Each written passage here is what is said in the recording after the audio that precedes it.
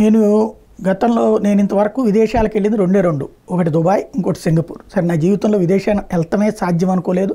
దుబాయ్లో అక్కడ ఉన్నటువంటి తెలుగు సంఘం వాళ్ళు పిలిచినటువంటి సందర్భంలో వెళ్ళగలిగాను. రెండవది ఇక్కడ వచ్చేటప్పటికి సింగపూర్కి అప్పట్లో గవర్నమెంట్ పంపిస్తే వెళ్ళొచ్చాను.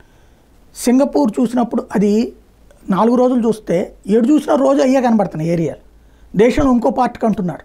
తీరా చూస్తే మళ్ళీ అదే రూట్లో వెళ్తున్నాం. ఏంటంటే మొత్తం సింగపూర్ చూస్తే అది మన బెజవాడకి ఎక్కువ, హైదరాబాద్కి తక్కువ అన్నట్టుంది.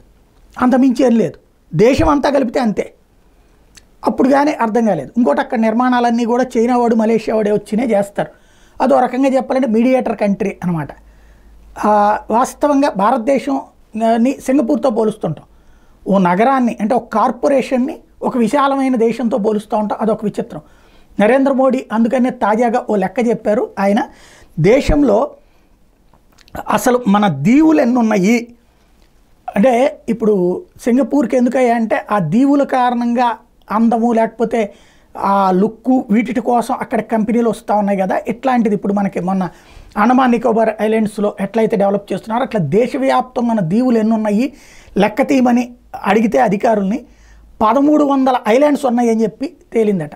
దేశవ్యాప్తంగా వివిధ రాష్ట్రాల్లో అన్నీ కలిపితే 1300 దీవులు ఉన్నాయి. ఇందులో సింగపూర్ కంటే పెద్ద దీవులు ఉన్నాయి. అంటే సింగపూర్ దేశపు వైశాల్యం ఎంత ఉందో అంతకంటే పెద్ద దీవులు ఉన్నాయి అన్నటువంటిది ఆయనకు అందినటువంటి నివేదిక.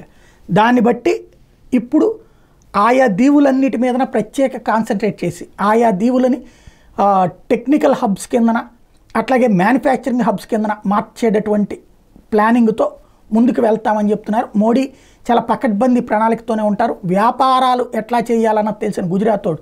అందుకని గుజరాత్లో వ్యాపారులే బాగా సక్సెస్ అవుతుంది, పారిశ్రామికవేత్తలు, వ్యాపారవేత్తలు.